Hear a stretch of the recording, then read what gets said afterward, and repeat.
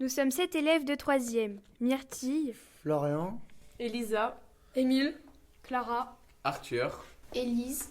En histoire cette année, notre projet est intergénérationnel. Il consiste à interviewer les aînés de notre commune sur le thème Être jeune et grandir à Trévières, à leur époque, et à la comparer avec notre jeunesse. ce qui nous a donné envie de participer au concours Prévert est le fait d'interroger les anciens et de pouvoir échanger avec eux.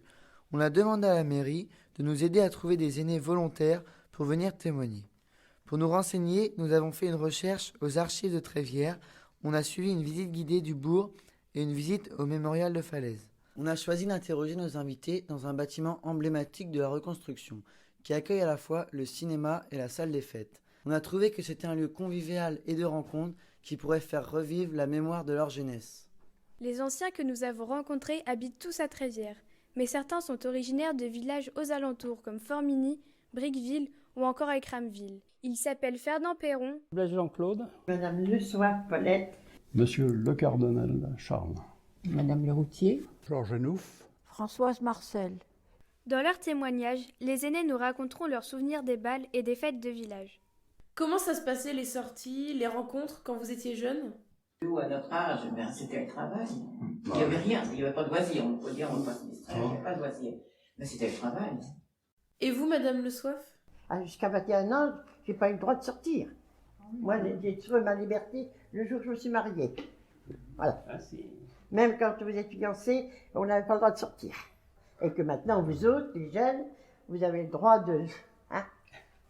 on a appris qu'après la guerre, il y avait des bals. Est-ce que vous y alliez? Non. Non, dans les années 50, oui, moi j'étais à la boulangerie, je ne pouvais pas aller au bal. non, bah, non. Non, bah, c'est-à-dire que les bals ont repris un peu en 52, ici. Ah, là, balles, oui, là, oui, hein, oui. Là, en 52, quand tout a été terminé. Elle était terminée, oui. Et la salle, normalement, quand elle est pleine, elle est un peu trop petite. Bah, oui, elle est trop petite. Et vous, Monsieur Nouf, est-ce que vous alliez au bal avant la construction de la nouvelle salle des fêtes? Après la guerre? Oui.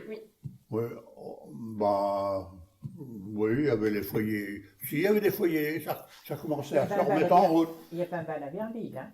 Hein? Il y a eu un bal de fait à Verville, hein. Oui. Oui, parce que pendant la guerre, après la guerre, on m'a raconté mon mari, parce que il dansait dans les granges, sur de la terre battue, il n'y avait pas rien. Oui. Et après, il y avait un baraquement qui était à Verville. Oui, en descendant. Oui, où il allait danser tous les dimanches. Alors, je le voyais passer en vélo, il allait danser, et puis nous, on doit sur la plage. On n'avait pas les mêmes réunions. On commençait à sortir, là. Oui. Ah oui. Non, on se retrouvait à 2 ou 3 copains dans le secteur. D'accord. Et puis, bon, ben, on partait faire notre petite virée. Alors, c'était Vierville, là-bas. Et puis, le foyer rural aussi, au Mollet. Ils avaient refait un truc en tonneau pour faire des balles. Enfin, ça commençait à reprendre. Ah bah oui. Est-ce que vous avez des anecdotes dans les balles Est-ce que par exemple votre mari qui n'était pas encore votre mari, vous a invité à danser? Oui, une fois à Formigny. Et vous avez une anecdote, un souvenir? Oui, je ne connaissais pas, mais il m'a fait qu'une danse, il est reparti. Le bal lui plaisait pas, mais la danseuse non plus. Ah. Je ne savais pas danser, parce que les jeunes de Formigny ne dansaient pas. Donc, ils nous ont jamais amenés, on aurait pu aller à Vierville danser. Oui. Il n'y avait pas un jeune de Formigny qui savait danser. Après la guerre, personne ne savait danser. Donc, dans le coup, on n'y allait pas, nous, on allait à la plage. Et cette journée-là, c'était à Formigny, où la petite salle de cinéma, dans le Val.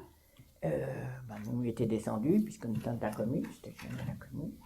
On m'invitait à danser, mais la fille ne savait pas danser, on a fait une danse, on n'a pas parlé, et puis j'ai pas revu, il est parti, parce que il m'a dit qu'après, il n'y avait pas de fille qui savait danser, et puis la salle, ça lui plaisait pas, quoi. C'est trop, quoi. C'est le seul coup. J'ai dit, après, il a changé d'avis. On a été bien dansé bien des fois après. Et est-ce que vous alliez aux fêtes de village? Ah oui. C'était la fête de notre commune, ça oui. Ah oui. La première fête... C'est là où il y avait C'était un joie pour nous, les jeunes. Voilà. La première fête qui existait, c'était la Saint-Foutin. Ah, il y avait beaucoup, gros monde, là, oui. il y avait beaucoup moins de circulation, alors le monde était dans le carrefour Là, partout. on y allait à vélo. Ben, on y allait à vélo ou à pied. Ou à pied. Ou à pied. Mais de toute façon, dans cette époque-là, il y avait des fêtes dans toutes les petites communes. Oui. Aux Et on fait alentours, il y beaucoup avait de des marches à fêtes pied. partout. Beaucoup de marches à pied. Différents. Les manèges, ils rechangeaient d'une commune, ils repartaient à l'autre 8 jours après, ainsi que de suite. C'était des petites fêtes. Voilà. Est-ce qu'il y a une tradition lors de ces fêtes? Alors, il y avait le tir au bouquet. Le tir au bouquet. Mais oui. Hein. Vous vous rappelez de ça? Non, pas trop. Alors, donc, les gens, parce que c'était un mât qui faisait à peu près 15-20 mètres de haut, 20 mètres de haut. Et au bout, ils mettaient un bouquet. Il y avait des banderoles avec les noms des jeunes filles du bourg. Oui, oui. Ah oui. Et les gars, avec leurs fusils tirés, ils décrochaient les... Voilà. C'était le mât de cocagne. Il y avait le mat de cocagne aussi. Oui, avec Crampville. Voilà. À la fête, Mat ils de faisaient cocagne, ça. c'est pareil, le même principe, mais sans fusil, Oui. où ils escaladaient, ils montaient en haut et puis décrochaient les... Et donc, il y avait les prénoms des jeunes filles qui étaient... Et vous avez des souvenirs de ces fêtes? C'était comment? Oui, c'était pas mal. C'était bien. C'était dans un champ derrière le calvaire. À Formigny, c'était une fois par an qu'on le faisait. C'était tous les jeunes qui s'organisaient et puis on vendait des brioches, on faisait tout ça, la fête, comme on porte encore maintenant, du pain béni, comme on dit.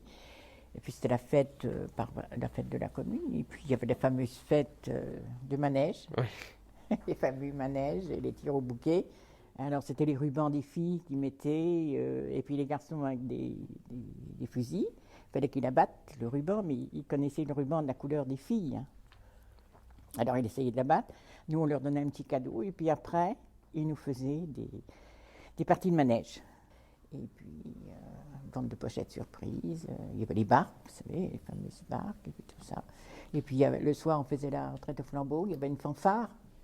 Ah oui? Voilà, il y avait des jeunes qui faisaient une fanfare. On faisait C'était la retraite. Et c'est là que j'ai connu mon mari, à la fête de Formigny. Et vous pouvez nous raconter cette rencontre? J'ai vendu des pochettes surprises. Je le connaissais de vue parce que nous, on allait à la plage et lui, il allait danser, monsieur. Donc, on ne faisait pas les mêmes activités. Je le connaissais de vue, on n'était habité qu'à 3 km et ça faisait 5 ans qu'on habitait auprès de chez lui, à 3 km, et on ne se parlait pas. Et comment c'est venu à lui parler?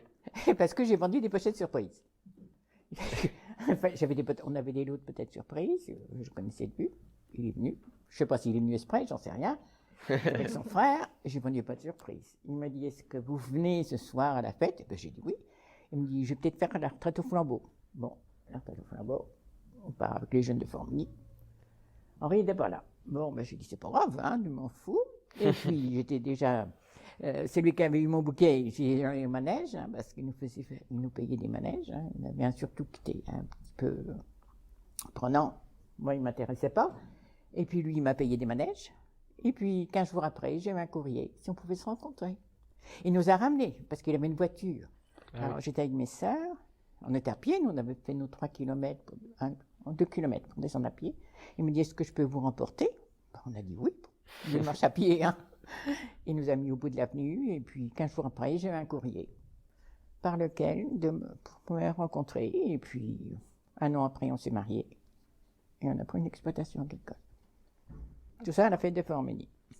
Et vous, monsieur Enouf, où avez-vous rencontré votre femme? Au cinéma. Ah Une panne de vélo. Une panne de vélo. Bah, allez-y, expliquez-nous un peu On avait venu au cinéma là, à Trévière, là au-dessus. Là. Et puis, bon, on était côte-côte parce que là, il n'y avait pas de... On se mettait comme on pouvait. Puis j'étais à côté, on avait discuté un peu. Et puis au moment de repartir, je suis allé la conduire un peu chez elle. Manque de bol, en cours de route, pompe la chaîne de vélo qui saute. Alors, j'ai remis la chaîne de vélo, et puis on est parti, puis voilà, la rencontre s'est faite, on a dit on se verra dimanche prochain au cinéma à Trévière, et de fait, dimanche d'après, ça a été la rencontre définitive. Et puis bon, le mariage a venu quelque temps après. Bah alors le cinéma était un lieu de rencontre? Bon, il n'y avait pas de télévision, alors tout le monde venait au cinéma. Il n'y a pas de télé, non? C'est vrai, ça a changé aussi tout ça. On se retrouvait les jeunes là au cinéma, des anciens, tout ça. Tout le monde venait au cinéma à Trévière, hein, c'était la seule chose qu'il y avait. Hein. Et vous vous souvenez du cinéma juste après la guerre? Fallait passer sous l'impasse et puis la salle de cinéma était un petit peu plus loin à droite. C'était une fois la semaine, le dimanche. Et comment se passaient les séances? C'était des films entiers, hein. Il n'y avait pas de coupure, hein. Enfin, il y avait une coupure, si. Et puis, il y avait une petite pause. Ils vendaient des bonbons, ils vendaient un tas de trucs. Ça durait 20 minutes, un quart d'heure, 20 minutes. Et puis, allez hop, le film redémarrait, la suite du film. Et pour vous, les bals, les fêtes, le cinéma, c'était important? Moi, c'était la sortie qui me comptait. Pas de cuisine, pas de raccommodage, c'était mieux. Merci d'avoir répondu à nos questions et d'avoir participé à notre interview. Mais non, c'est normal. Merci beaucoup. Nous remercions les aînés de s'être déplacés pour venir échanger avec nous. C'était un moment convivial et émouvant. Ils étaient contents de venir. Ils nous ont dit que cela changeait de parler avec des jeunes qui donnent le sourire. Ils sont prêts à revenir avec plaisir. De notre côté, nous avons vraiment apprécié ce moment qui nous a permis de créer un lien avec eux, ce qui était essentiel pour nous. Nous serions aussi très heureux de les retrouver à l'avenir. Nous avons trouvé cette expérience intéressante et enrichissante car nous avons pu comparer notre jeunesse avec la leur. Qu'est-ce que vous pensez des fêtes, eux, ce qu'ils ont vécu par rapport à ce que vous vivez C'est différent. Par rapport à nous aujourd'hui, c'est pas comparable. Déjà, il n'y en a pas dans les petites communes, il faut aller dans de grandes villes. Ouais, voilà, ils disaient Formigny, il y en avait, Cramville, Briqueville, partout. Puis eux, ils avaient rien chez eux, ils étaient obligés de balader comme Trévière, les petites campagnes quand même, mais il y avait pas mal d'animations que nous, pour... non, Trévière. Si tu veux faire un bal ou une soirée, il faut. C'est plus des balles. C'est plus des balles, balles, maintenant, nous, c'est des soirées qu'on fait entre nous. Avant, les balles, c'était tout le monde pouvait y aller. Maintenant, les soirées, c'est. Les soirées, c'était pas invité. Voilà. Il n'y a pas de fête en fait, manège et tout ça? Non, on a plus, t'es obligé d'aller à Bayeux, Mollet. Avec Cramville, il y en a une généralement l'été. L'événement venait aux gens et maintenant les gens vont aux événements. C'est intéressant, c'est ce que vous dites. Ils vous ont parlé du tir au bouquet aussi là dans ces fêtes-là. Qu'est-ce ça, que vous pensez de cette tradition? Oh, ça c'est trop bien ça. Ouais, c'est bien. Moi je dis faut remettre ça à la mode. Comment dire? Ça évite. En fait, c'est un peu tu déclares ta flamme, mais pas trop en même temps. Ah, mince, j'ai tiré sur celui-là, c'est bête. Et justement, la rencontre de Madame Le Routier là, par rapport aux lettres, la lettre 15 jours plus tard et tout ça. Déjà, il fallait attendre pour avoir une réponse. Parce que par rapport à maintenant, il faut envoyer un message et puis on a la réponse. Du coup, ça donnait plus d'envie de laver. Ouais, mais. Puis même déjà, fallait attendre 2 semaines pour l'avoir, comme elle dit. Le temps de donner notre réponse à sa réponse. Un mois pour avoir une réponse à la réponse, c'est un peu long. Hein. Alors qu'aujourd'hui, si ça va en 2 semaines, t'as pas eu de réponse de message. Mais même si en 2 semaines. C'est fini. Non, 2 jours. Comment vous vous sentez dans ces moments-là où justement vous êtes en train d'attendre? Quand t'as un message amoureux, ça dépend ce que t'envoies à la personne. Mais quand elle met du temps à te répondre, c'est stressant généralement. Aujourd'hui, on voit, si la personne ne répond pas, on voit vu. Et tu regardes et là ouvert. Là c'est triste. Là t'as envie de pleurer là. Tu vois que la personne est en train de lire ton message et toi t'es là tu fais. Alors que là avant ça devait être le facteur quoi. Ah le facteur il passe mais non c'est pas une lettre. La dernière fois vous aviez dit que le fait qu'il y ait cette attente là en fait dans les relations amoureuses au départ c'était peut-être ça qui faisait qu'aujourd'hui les relations des personnes plus âgées duraient plus longtemps. Ils ont plus attendu du coup ils créaient plus de liens. Déjà ils voyaient moins de monde.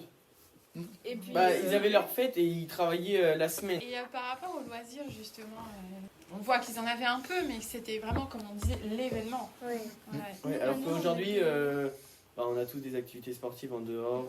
Et tu peux avoir une passion à côté. Le théâtre. Ouais, voilà, mais tu fais peut-être du théâtre en dehors. J'ai découvert une passion pour la clarinette. La clarinette. Le sport. Ouais, de la musique. On retiendra que l'amour est au cœur de nos vies, peu importe l'époque. Aujourd'hui, un like et un message suffisent. Autrefois, un regard, une lettre et un vélo.